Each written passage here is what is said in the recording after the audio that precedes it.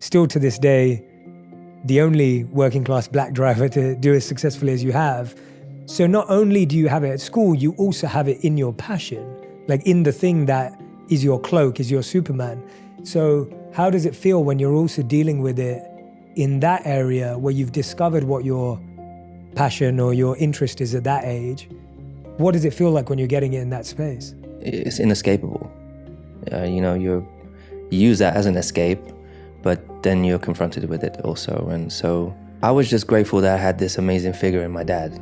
I got one of my best friends, like his dad was never there. I know there's not many people that have separated parents, and being shared between parents is not an easy thing.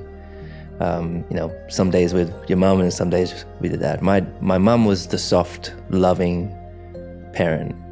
So that's where I feel like I learned a lot of compassion and empathy. That's where I feel like I get it from her. And my dad was like that strong, like kind of stronger rock. And also just someone that looked like me and just, he would say, do your talking on the track. Don't be distracted by it.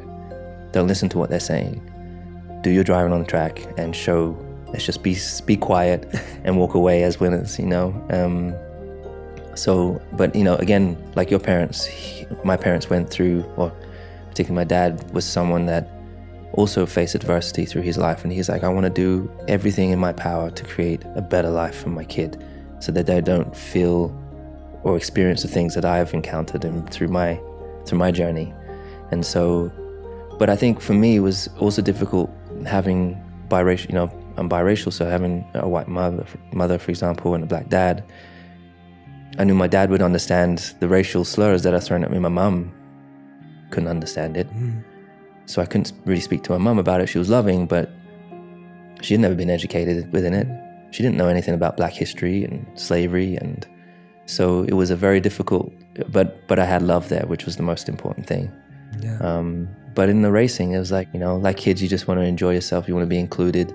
And, when you're kind of outcast a little bit, it's difficult for kids, And so that's why today, I'm like, if I'm posting something, I hope that when I do click that button, I hope that it is a positive wave for some of the kids out there that are being distracted by all the stuff that's going on around the world. Yeah, I mean, I was telling you earlier, I was so grateful. Came out to watch you in Austin a couple of weeks ago and got to meet your dad, and I'd heard you talk about your dad in that way before. And so when I met him, it was just, it was nice to share that with him. And I was just saying how beautiful it is to see your relationship and how it's evolved.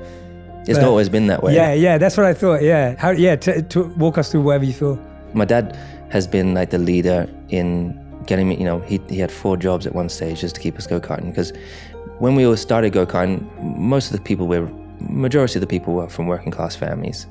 But then there are of course a few wealthier kids that have slightly better access to equipment and mechanics and all those sorts of things. And my dad was my mechanic. So it was just me and him on the road, and my stepmom Linda, she would be there supporting, making sure that we're fully clothed, making sure that we've eaten and we're hydrated, all those sorts of things for the weekend, preparing my kit. So it was very much a family outing. It was a family kind of family weekend. We did it as a family.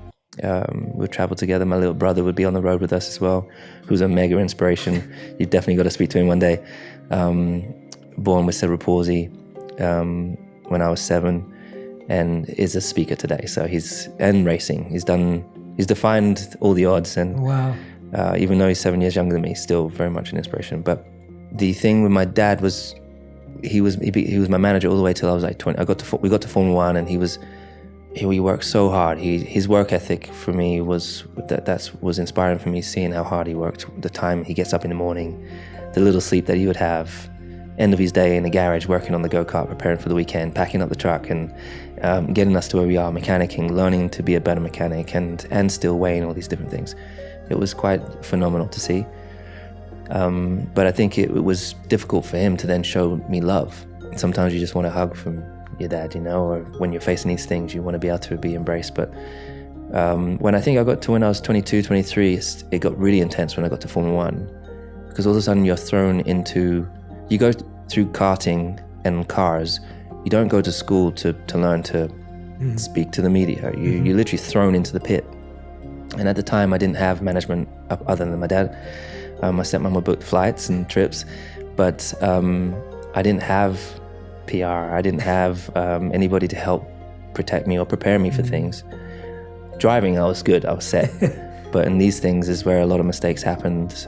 You've got the kind of all the media attention, and so you're just learning on the go, which was very difficult for a youngster, I think. Yeah, absolutely. And also you wanted to try and live some sort of normal life, but nothing's normal for you at the time.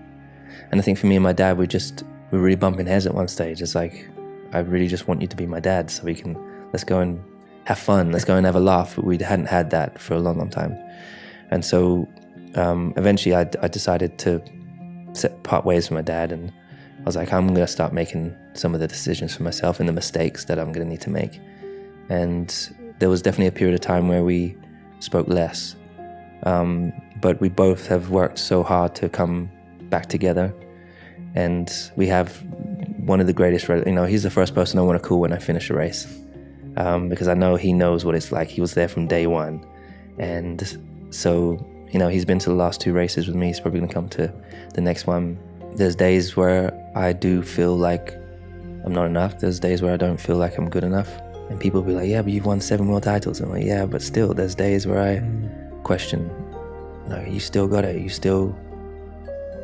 Can you still be the best? Yes, you can. And so I have to I'm having that conversation with myself often. But my dad's also there. Sometimes I'll say something that's maybe not the most positive, and he'll be the one there just reaffirming, no, you've got this, believe in yourself.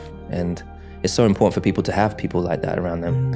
And I surround myself with other positive people as well, and we continue. I think it's all our job to lift everyone up, right?